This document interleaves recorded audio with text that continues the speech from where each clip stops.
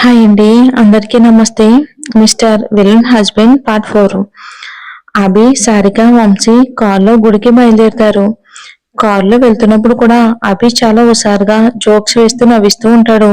అది చూసి వంశీ, ఏంటి బావా ఈరోజు ఇంత హ్యాపీగా ఉన్నామంటాడు.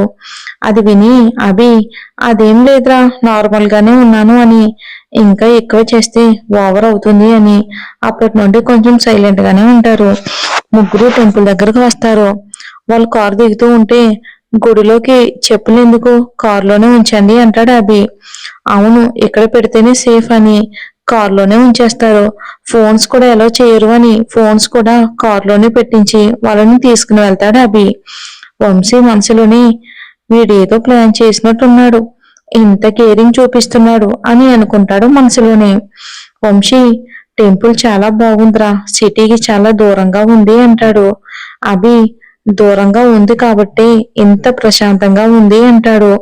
ముగ్గురు కలిసి దర్శనం చేసుకుని బయటకు వస్తారు. దర్శనం కూడా చాలా బాగా జరుగుతుంది. ఇక అభి, ఈ పక్కనే మంచి రెస్టారెంట్ ఉంది, ఎలాగో లంచ్ టైం కూడా అయ్యిందిగా, లంచ్ చేద్దామా అంటాడు.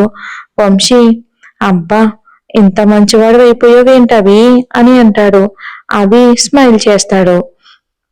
కాల్లో చెప్పులు ఉన్నాయిగా, వేసుకుని వెళ్దాం అని అంటాడు వంశీ. అభి, ఇప్పుడు మళ్ళీ కారు దాకా వెళ్ళాలా, ఎందుకు, పక్కనే కదా అని తీసుకెళ్తాడు. అభి, అరే బావా, ఈ రోజు అన్నీ కూడా నీకు నచ్చినవి ఆర్డర్ చేయి అంటాడు వంశీతో అభి. వంశీ, ఏంట్రా ఈ రోజు నాకు ఈ విఐపి ట్రీట్మెంట్ ఏంటి అంటాడు. అదేం లేదురా అని వంశీకి నచ్చినవన్నీ ఆర్డర్ చేస్తాడు. అభి, మా చేత పప్పు రుబ్బించే ప్రోగ్రాం ఏమైనా ప్లాన్ చేసావా ఏంటి అంటాడు వంశీ. అలా వంశీ ఒక్కసారిగా అలా అనడంతో సారిక నోట్లో పెట్టుకున్నదల్లా ఒక్కసారిగా ఆగిపోతుంది తినడం. అది చూసి అభికి చాలా అంటే చాలా నవ్వు వస్తుంది. బట్ నవ్వకుండా, నీకు ఆ డౌట్ ఏమీ అక్కర్లేదు, కావాలంటే బిల్లు ఇప్పుడే కట్టేస్తానని సర్వర్ని పిలిచి బిల్ పే చేస్తాడు అభి. అది చూసి వంశీ, అమ్మయ్య ఇప్పుడు ప్రశాంతంగా తింటాను అని తింటూ ఉంటాడు. అభి త్వరగా తినేసి హ్యాండ్ వాష్ చేసుకుంటానని వెళ్తాడు వాష్రూమ్ కి. సారిక, వంశీ తినడం అయిపోయినా అభి రాడు. అభి ఎంతసేపైనా రాకపోయేసరికి వంశీ వాష్రూమ్ దగ్గరికి వెళ్లి చూస్తాడు. అక్కడ ఎవరూ లేరు. అక్కడ ఉన్న బాయ్ని అడుగుతాడు వంశీ. ఆ సార్ ఇందాకే వెళ్ళిపోయారు అని చెప్తాడు. వంశీ అండ్ సారిక కూడా ఇద్దరు షాక్ అవుతారు. అయినా వీడికి ఏమైనా పిచ్చా, బిల్లు కూడా కట్టేశాడుగా, అయినా వెళ్ళటం మాకు తెలీదా ఏంటి, నాకు ఈ సిటీ అంతా కూడా కొట్టిన పిండి, రా సిస్టర్ నేను తీసుకెళ్తా అని అంటాడు వంశీ. బయటికి వచ్చి చూస్తే కారు ఉండదు. అది చూసి సారిక, వంశీ ఒకేసారి కారు లేదు అని గట్టిగా అనుకుంటారు. మరి పైన ఎండ మండిపోతుంది, వాళ్ళ చెప్పులు కూడా కారులోనే ఉన్నాయి. అక్కడ వెహికల్స్ కూడా ఎక్కువగా రావటం లేదు. అది సిటీకి దూరంగా ఉండటం వలన వంశీ అక్కడ ఉన్న వాళ్ళని అడుగుతాడు, వెహికల్స్ ఏమైనా వస్తాయేమోనని. అక్కడ ఉన్న వాళ్ళందరూ కూడా 2 కిలోమీటర్లు నడిస్తేనే గాని క్యాబ్ గాని ఏది దొరకదు అంటారు. అభికి ఫోన్ చేద్దామని చూసేసరికి ఫోన్స్ కూడా ఉండవు. అంటే ఇందాక గుడికి వెళ్ళారు కదా, చెప్పులు ఫోన్స్ అన్ని కారులోనే వదిలేశారు. అప్పుడు అర్థమవుతుంది వంశీకి, అభి ఇదంతా కావాలని ప్లాన్ చేశాడు అని. ఈ ఎండలో 2 కిలోమీటర్లు నడిస్తే ఇంకేమైనా ఉన్నాయా నా కాళ్ళు, అమ్మో అనుకుంటాడు. బట్ సారికకు తెలిస్తే ఫీల్ అవుతుందని, అయ్యో నేనే మర్చిపోయా, అర్జెంటుగా ఏదో పని ఉందని వెళ్ళుంటారులే అని అంటాడు వంశీ. సారిక, అన్నయ్య నాకన్నీ తెలుసు, నా మీద కోపంతోనే అభి ఇలా చేశాడని, బట్ నా వల్ల నువ్వు కూడా ఇబ్బంది పడుతున్నావు, అదే నా బాధ అంటుంది. వంశీ, ఇంత కష్టంలో కూడా ఈ అమ్మాయి పక్క వాళ్ళ గురించి ఆలోచిస్తుంది, అయ్యో ఈ అభి ఎప్పుడు అర్థం చేసుకుంటాడో ఏంటో అమ్మాయిని అని అనుకుంటాడు మనసులోనే. వంశీ, అయ్యో అదేం కాదు సిస్టర్ అని టాపిక్ డైవర్ట్ చేస్తాడు. యాక్చువల్లీ అభి 1/2 కిలోమీటర్ తర్వాత వీళ్ళ కోసం ఒక కార్ అరేంజ్ చేస్తాడన్నమాట. ఏదో సరదాకు కొంచెం ఏడిపిద్దామని అనుకుంటాడు, కానీ దాని పరిణామం ఇంత తీవ్రంగా ఉంటుందని ముందు ఊహించలేదు అభి. వంశీ, సిస్టర్ నువ్వు ఉండు, నేను వెళ్ళి ఏదైనా క్యాబ్ తీసుకుని వస్తానని అంటాడు. సారిక వద్దన్నయ్య, నేను కూడా నీతో పాటే వస్తాను అంటుంది. ఇక ఎండలో అలాగే దారి వెంట నడుస్తూ ఉంటారు. పాపం వాళ్ళకు అభి పెట్టిన క్యాబ్ కనిపిస్తుంది, కానీ అది అభి పెట్టాడని వాళ్ళకి తెలియదు. వాళ్ళు అలా ఆశగా దాని దగ్గరికి వెళ్తారు. క్యాబ్ దగ్గరికి డ్రైవర్ని అడిగితే, ఈ కారు ఇప్పుడే ట్రబుల్ ఇచ్చింది సార్, నేను వేరే వాళ్ళని పిక్ చేసుకోవడానికి వచ్చాను అంటాడు. పాపం వాళ్ళు ఎంత ఇబ్బంది పడుతున్నారో ఏంటోనని అంటాడు. ఇక చేసేదేమీ లేక అలాగే నడుస్తూ వెళ్తారు. వంశీ సారిక గురించి ఆలోచిస్తూ ఉంటాడు. పాపం తను నడవలేక నడుస్తూ ఉంటుంది సారిక. ఇంకా వంశీ కాలికు సాక్స్ అయినా ఉన్నాయి. పాపం సారికకు అవి కూడా లేవు. అలా 2 కిలోమీటర్లు నడిచాక క్యాంప్ దొరుకుతుంది. వంశీ సారికను వాళ్ళ ఇంటి దగ్గర దింపి తర్వాత వాళ్ళ రూమ్ కి వెళ్ళిపోతాడు. ఆఫీస్ లో అభికి ఇంపార్టెంట్ వర్క్ ఉండడంతో వీళ్ళ సంగతి మర్చిపోతాడు. ఈవినింగ్ అయినా వంశీ దగ్గర నుండి ఫోన్ రాకపోవడంతో వంశీకి ఫోన్ చేద్దామని అభి తన ఫోన్ తీస్తాడు. అప్పుడు ఫోన్ కి క్యాబ్ డ్రైవర్ నుండి మిస్డ్ కాల్స్ ఉంటాయి. బట్ అభి తర్వాత చేయొచ్చని ఫస్ట్ వంశీకి కాల్ చేస్తాడు. ఇక ఫోన్ రింగ్ తనకు దగ్గరలోనే వినబడుతుంది. అప్పుడు గుర్తొస్తుంది అభికి ఫోన్స్ తన దగ్గరే ఉన్నాయి అని. అయినా వీడు ఫోన్ తీసుకోవడానికి రాలేదేంటి అని అనుకుంటాడు. కోపం వచ్చి ఉంటుందిలే అని వంశీ రూమ్ కి బయలుదేరతాడు అభి. ఈ లోపు అభికి క్యాబ్ డ్రైవర్ నుండి ఫోన్ వస్తూ ఉంటుంది. అప్పుడు అభి ఫోన్ లిఫ్ట్ చేస్తాడు. కార్ డ్రైవర్, సార్ ఈ కారు ట్రబుల్ ఇచ్చింది, వాళ్ళని నేను పిక్ చేసుకోలేదు అని చెప్తాడు డ్రైవర్. అప్పుడు అభి, ఓ మై గాడ్, మరి వాళ్ళు ఎలా వచ్చారు అని ఆలోచించేలోపే వంశీ రూమ్ వస్తుంది. అభి వంశీ రూమ్ లోపలికి వెళ్ళేటప్పటికి వంశీ బెడ్ పైన పడుకుని ఉంటాడు. పాదాలు పాపం బొబ్బలు వచ్చేసి పైకి లేవకుండా ఉంటాడు. అది చూసి అభి కంగారు పడిపోయి, అరే వంశీ అని పిలుస్తాడు అభి. వంశీ పలకకపోయేటప్పటికి అభి వెంటనే డాక్టర్ని తీసుకుని వస్తాడు. డాక్టర్ వచ్చి చూసి ఇంజెక్షన్ చేసేటప్పటికి వంశీకి కొద్దిగా మెలకువ వస్తుంది. మెలకువ రాగానే అభి వంశీని హత్తుకుని, ఒరే సారీరా సారీ అంటాడు అభి. వంశీ, బావా బావా సారిక అంటాడు. అప్పటిగానే అభికి సారిక గురించి గుర్తుకు రాదు. వంశీని జాగ్రత్తగా చూడమని డాక్టర్కి చెప్పి స్పీడ్గా ఇంటికి బయలుదేరతాడు. అసలే ఈ రోజు మా అమ్మ కూడా ఇంట్లో ఉండను అని చెప్పింది. అది గుర్తొచ్చి అభికి మైండ్ బ్లాంక్ అయిపోతుంది. కార్ దిగి ఇంట్లోకి పరిగెత్తుకుంటూ వెళ్లి తన రూమ్ లో సారికని చూస్తాడు. పాపం స్పృహ లేకుండా పడుకుని ఉంటుంది. సారిక అంత బాధలోను కూడా తన కిందే పడుకోవడం చూసి అభికి ఇంకా బాధ ఎక్కువ అవుతుంది. తనని చూసి ఇంకా తన పాదాలు చూసి అభికి కన్నీళ్ళు ఆగవు. వంశీ పాదాల కన్నా దారుణంగా ఉన్నాయి. తెల్లగా ఉండే సారిక ఫేస్ అంతా కూడా రెడ్గా అయిపోతుంది. సారిక సారిక అని లేపినా కూడా లేవదు. అభి వెంటనే లేపి బెడ్ మీద పడుకోబెడతాడు సారికను. వెంటనే వాళ్ళ ఫ్యామిలీ డాక్టర్ కి ఫోన్ చేసి త్వరగా రమ్మని, ఇంకా 2 నర్సులను కూడా 24 గంటలు ఇక్కడ ఉండేలా తీసుకుని రమ్మని, ఎంత మనీ అయినా పర్వాలేదు తొందరగా తీసుకుని రమ్మని చెప్తాడు వాళ్ళకి. సారికను అలా చూసి అభి నేను ఎంత పెద్ద మిస్టేక్ చేశాను అని చాలా బాధపడతాడు. ఇక కాసేపటికి డాక్టర్ వచ్చి చెక్ చేసి ట్రీట్మెంట్ చేస్తారు.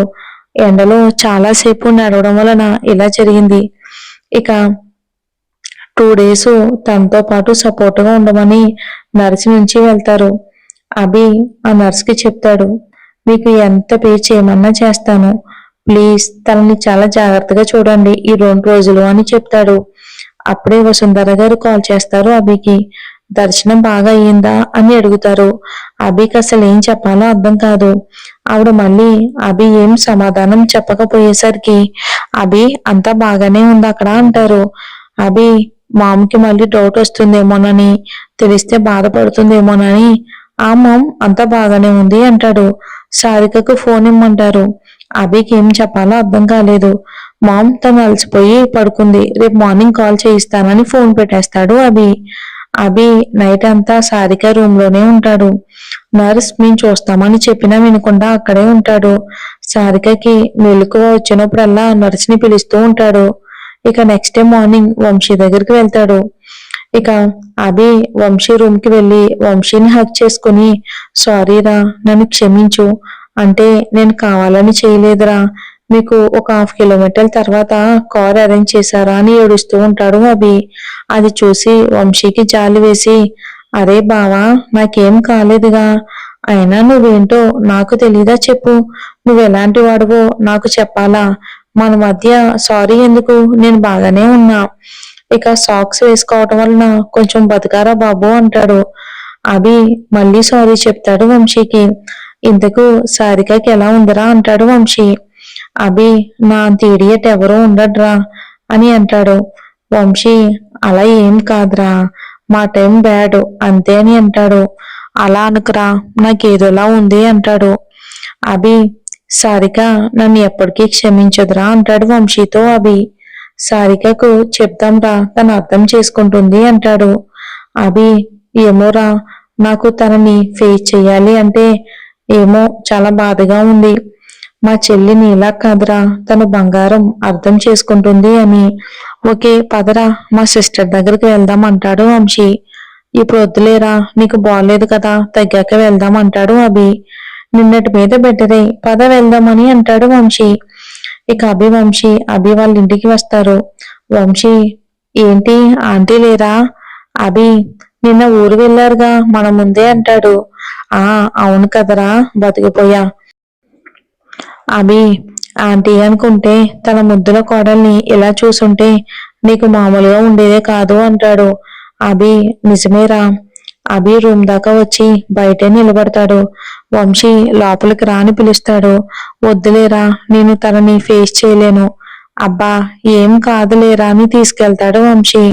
సారిక కూడా కొంచెం నిన్నటి మీద తగ్గుతుంది. ఇక అప్పుడే సారిక బ్రేక్ఫాస్ట్ చేస్తూ ఉంటుంది. వీళ్ళు లోపలికి రావటం చూసి నర్స్ బయటికి వెళ్తుంది. వంశీ సిస్టర్ ఎలా ఉంది, ఇప్పుడు పర్వాలేదు అన్నయ్య, మీకు అని అడుగుతుంది. నాకు కూడా పర్వాలేదు. అభి రూమ్ లో దూరంగా నిలబడతాడు. సారిక సీరియస్ గా ఉందని వంశీ ఎలాగైనా కాస్త నవ్వించాలని. వంశీ వామ్మో వామ్మో, ఇది ఇల్లా హాస్పిటలా, ఏంట్రా అభి, నాకేమో ఆర్ఎంపీ డాక్టర్ని పంపించావు, ఇక్కడేమో ఏకంగా మల్టీ స్పెషాలిటీ హాస్పిటల్ని తీసుకొచ్చేసావు, మళ్ళీ అసిస్టెంట్, మరి నాకు అసిస్టెంట్ని ఎందుకు పంపలేదు అని అంటాడు. అంతేలేరా అంతేలే. ఆ మాటకు సారికకి నవ్వొస్తుంది. అభికి ఏం చెప్పాలో తెలియక రూమ్ లో నుండి బయటికి వెళ్తాడు. అప్పుడు చెప్తాడు వంశీ సారికకు, వాడు కావాలని మన కోసం కారు కూడా అరేంజ్ చేశాడు, అదే మనం అక్కడ చూసాం కదా ట్రబుల్ వచ్చింది అన్నాడు కదా, అది అభి అరేంజ్ చేసిన కారే, వాడు చాలా బాధపడుతున్నాడు, నువ్వే అర్థం చేసుకో అని అంటాడు. సారిక ఏమీ మాట్లాడదు. వంశీ ఆంటీకి కూడా చెప్పకు, అమ్మ బాధపడతారు. సారిక అయ్యో అన్నయ్య, అంతలా చెప్పాలా, నేనేమి చెప్పను. వంశీ మా సిస్టర్ గోల్డ్ అంటాడు. సారిక మీకు త్వరగా తగ్గిపోతే ఈసారి మనం అభిని కలిసి ఏడిపిద్దాం అంటాడు. అది విని సారిక కూడా నవ్వుతూ ఓకే అన్నయ్య అంటుంది. వంశీ హాల్లో ఉన్న అభి దగ్గరకు వచ్చి ఓకేరా, ఇక నేను వెళ్తాను అని మా సిస్టర్ జాగ్రత్త అని చెప్పి వెళ్ళిపోతాడు. బట్ డైరెక్ట్ గా చెప్పడానికి ఈగో అడ్డొచ్చి బయటికి వెళ్ళి ఒక బొకే కొని దాని కింద సారీ అని పేపర్ స్టిక్కర్ అంటిస్తాడు. సారిక రూమ్ లోకి వెళ్తాడు. తను అలా చిన్నపిల్లలా ముడుచుకుని పడుకొని ఉండటం చూసి అభి నవ్వుకుని బొకే పక్కన టేబుల్ మీద పెట్టి అలా వెళ్తాడు. మరి సారీ చెప్తాడో లేదో గురుడు చూడాలి వచ్చే ఎపిసోడ్ లో. అలానే స్టోరీ నచ్చితే లైక్ చేసి ఛానల్ ని సపోర్ట్ చేయండి. ఈ రోజు ఈ ఒక్క ఎపిసోడ్ వస్తుందండి. అంటే మా మదర్ కి కొంచెం హ్యాండ్ బాగా నొప్పిగా ఉందన్నారు, హాస్పిటల్కి వెళ్ళారు, చూపించుకున్నారు. మరి ఇంట్లో వర్క్ కూడా ఉంటుంది కదండి, చూసుకోవాలి కదా, అంటే ఒక 1 వీక్ అలా గ్యాప్ తీసుకుందాం అనుకుంటున్నాను. డైలీ ఒక ఎపిసోడ్ ఇస్తాను, వీలైతే ఇవ్వడానికి ట్రై చేస్తాను. ఇంట్లో వర్క్ కూడా ఉంటుంది కదా, నాకు అది ఇంపార్టెంట్ కదండి, అందుకని ఇది కూడా ఇంపార్టెంట్, బట్ అది ఇంకా ఇంపార్టెంట్ కదా మనకి, అందుకని మాక్సిమం నేను 99% ఇవ్వడానికి ట్రై చేస్తాను. ఇప్పుడు 1 వీక్ అయితే ఖచ్చితంగా ఒక ఎపిసోడ్ మాత్రమే ఇస్తాను, మధ్య మధ్యలో వీలైతే కుదిరితే తప్పకుండా ట్రై చేస్తాను. సో మీరు అర్థం చేసుకుంటారని అనుకుంటున్నాను. మొత్తం అన్ని ఛానల్స్ లో 2 ఎపిసోడ్స్ అంటే రోజుకి మీకు మొత్తం 6 ఎపిసోడ్స్ ఇస్తున్నాను. కాకపోతే ఒక 1 వీక్ వరకు ఒక డైలీ ఒక 1 ఎపిసోడ్ మాత్రమే ఇస్తాను ఒక్కొక్క ఛానల్లో. సో ఒక్క 1 వీక్ మాత్రమే, ఓకేనండి, అర్థం చేసుకోండి. Thanks for watching.